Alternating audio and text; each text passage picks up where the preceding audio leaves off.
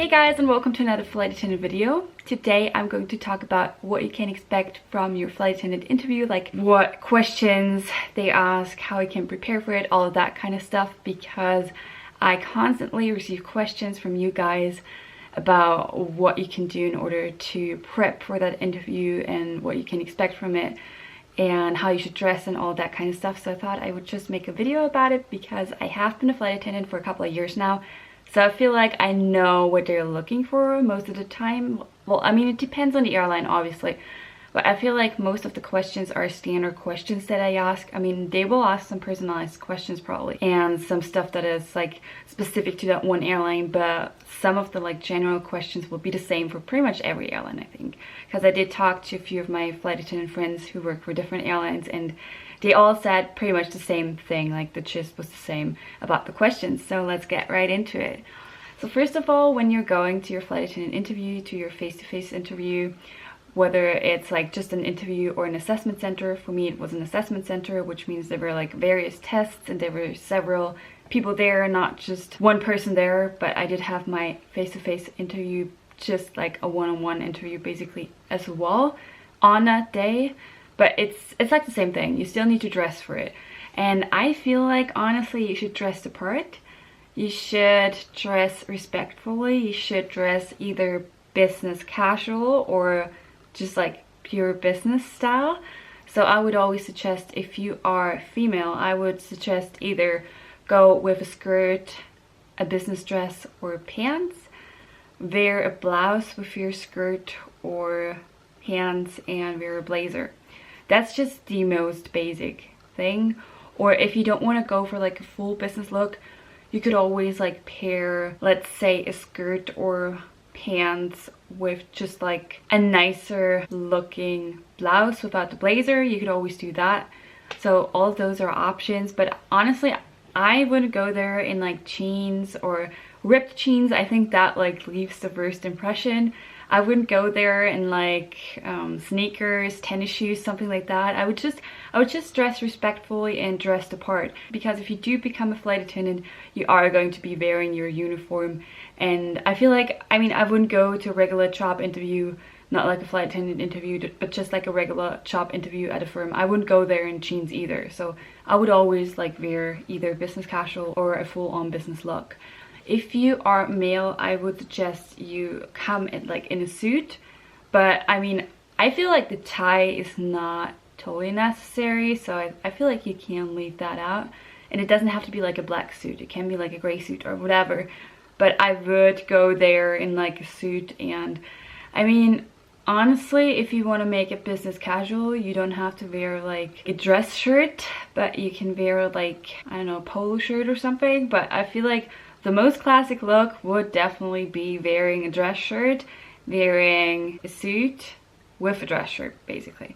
So that's just my suggestions. I mean, feel free to wear something else, but that's just what I would recommend. Now let's come to the interview itself.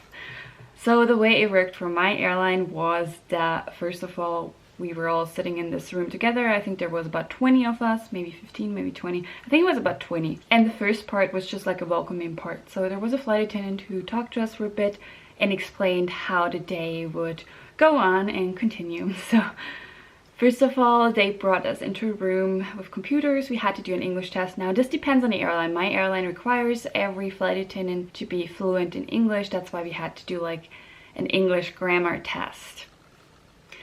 And that's what we did. And if you passed that test, then you were able to go on to the next stage. So the next stage was an English interview. So it was just general questions like, how are you doing? Why do you want to become a flight attendant? What was your last vacation like? How many flights have you been on? Do you like traveling? So that was not really like business questions. That was more like for them to get a grasp whether you are able to speak English on a day-to-day basis. Like when you're working on a plane, for me it's like half of the time I speak German, half of the time I speak English. With me going to the US and Asia so often, I'd say I probably speak English a little bit more than German in my day-to-day life as a flight attendant. But that's just why we have this English interview, and it's not It's not like a psychologist or anyone asking the questions, it's just someone making sure that you are capable of speaking English. But like I said, that's different if you are working for an airline that doesn't require English, or if your first language is English and you are applying for an airline in, let's say, the US, Canada, Great Britain, Australia, something like that, then obviously you wouldn't have that part. And then everyone who passed this English speaking part sat down in that one room that we first got to again, and then we were just waiting for our face-to-face interview. So that interview took place in a separate room for every single person, and the interviewer was a psychologist. And I feel like that's standard with like HR. A lot of people in HR, like human resources, do have a psychology background, and it just makes sense because they know whether you're telling the truth or whether you're acting. I feel like they have a pretty good understanding of that, and I think that's why they use psychologists to hold that interview. And what I was asked, for instance, was, why do you want to become a flight attendant? Now for that question, why I want to become a flight attendant, I think like the standard answer would be because I like traveling. But I feel like that's probably not what they're really looking for. I mean, that's fine, you like traveling, but I feel like you should definitely also talk about like the customer aspect about it. Like that you love working with people, that you love the service industry, that kind of stuff. Because, I mean, traveling, they're not gonna hire you to fly to exotic destinations and spend your time there and be on vacation, you know. You gotta have to do the work, and that's what they're looking for. So I would always include that, like the customer aspect in the whole thing. They also asked me whether I think that I'm overqualified for the job, because I do have a college degree, and they knew that because that was in my application. And I feel like that's a trick question, because if you tell them, yeah, I'm overqualified, I don't think you're gonna get the job. If you tell them, oh, I don't think I'm overqualified, it means like you're saying everyone should have a college degree. But for me, it was like this. I told them, well, I studied marketing and sales, in case you didn't know that. So I told them that, and I feel like the service industry is a part of sales, and I really got to know during my studies that that was what I liked, and I do like traveling at the same time. So I felt like that was a good way to combine it. And I also told them that, I mean, I don't have to be a flight attendant my whole life. There is the chance to like get a promotion and become a purser at some point.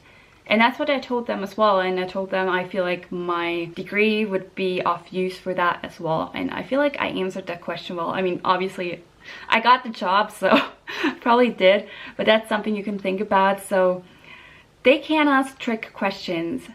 Then I was also asked like what sort of experience I bring with me within the service industry, and I told them about like internships that I had done in sales, which is basically like customer service, right? It was not just customer service, I was also like selling stuff. I was working for EF Language Travel before. I did an internship for them during my studies at university and that kind of stuff. I was a course leader for EF Language Travel. So I would go to the UK with students and be the course leader and make sure that everything worked out well and like do activities with the kids and all that kind of stuff. And I feel like that's things that they are looking for, that you have people skills, that you have worked some sort of job before. I mean, it doesn't have to be like a real job. It can be like internships or something like that. It doesn't have to be a job that paid you a lot of money or anything like that. I think they just want to know that you have those people skills. And I think they're also looking for your skill that you are on time. So for me, they asked me what my strengths and what my weaknesses are. And now the thing that I think is good is that you tell them a couple of strengths. So for every weakness, you should basically tell them 2 strengths. So don't tell them like, oh, I'm really good at this, and tell them 5 things you're bad at. That's not good, right? But for me, it worked out well this way. And it's also good if you tell them like a weakness that's basically a strength in some sort. Like for instance, if you are a perfectionist, that can be a weakness, but you can get some use out of that. Like for instance, you can tell them, so one of my weaknesses is I am a total perfectionist and I'm working on it. You always should tell them that you're working on your weaknesses, right? And tell them how you're working on it. And you can also tell them, but this weakness I think I can use to my advantage, because maybe It'll take me a minute longer to do something, but I'll do it right. I don't usually make mistakes. I make sure that I get it right the first time. So I feel like that's something that you can do, and you should think about strengths and weaknesses before your interview, because that question is basically asked in every single interview. So have an answer for that. They also asked me how I deal with stress, with like having to work long hours, because as a flight attendant you have to work long hours. You probably are not gonna get your 9 hours of sleep every single night. It's just not the way it works. And for me, I was able to tell them that I have worked stressful jobs before, like being a course leader during the summer and all of that. That was stressful. So I mentioned that experience, and that's just one thing. Mention all the experience you have. Just don't leave anything out. I mean, you don't have to tell them about elementary school per se, but just if you have work experience or something, or even if you like took care of your little siblings, if you were like babysitting or something, just mention that, because all of that's people skills and that's what you're looking for. And what they also asked me is whether I feel confident about speaking English, and I mean, obviously, yeah. I didn't really have to answer that question. I told them about my experience as an exchange student. I told them that I loved being in a different country. I told them that I loved traveling. I had been on so many flights before my life as a flight attendant. I used to go on a lot of vacations or like business travel in terms of getting paid to go to the UK with the students, and then being a course leader there and working there, for instance. So that was really something that shaped me, and that's what I told them. So I feel like those were the most important questions, but what it all comes down to is you gotta be honest. Because if there is a psychologist sitting next to you and they're interviewing you, they're gonna know if you're telling them crap. So just be honest, be yourself. That's the most important thing. Just tell them, show them the way you are. And that's what I did. I was myself, and I told them that's the way it is. And they also asked me if I don't get the job, whether I would reapply. And I was honest with them. I told them, no, I don't think so, because I'm applying for this job now, but if I don't get the job, I'm not going to be the one waiting around. I told them honestly that I would just take a different job, that I feel like if I don't get it now, then I don't feel like it is the right profession for me. So yeah, probably I wouldn't reapply. I know some people tell them they would reapply, and I feel like both answers are right. You just have to show them that you stand behind your answer. Because if you tell them, oh yeah, I'd reapply, and like inside you're like, oh, I would never reapply. And also like if you would reapply like 10 times, then that's fine, you guys, that's totally fine. But if you would do that and then you tell them, no, I wouldn't reapply, because you're afraid that if you tell them you would reapply, they would not take you, then I just feel like you just have to be you and just speak your mind. And that's what they're looking for. They don't want, how should I put this? It's gonna sound really bad if I say they don't want just like stormtroopers, but that's what I thought about, because you know, like in Star Wars, the stormtroopers, they basically just like machines doing what they're told basically, and that's not really what an airline or any other company is looking for, because they want people who are themselves. They want individuals in there. They want people with different kind of experience, so that everyone can learn from each other within the crew as well. And that's basically it in terms of questions. Now, how can you prep for your interview? Go over those questions I just mentioned. Google your airline. There are like a lot of the times they'll have like a forum or something online where people actually talk about their interviews, what questions they got asked and all of that kind of stuff, and then just write your answers down.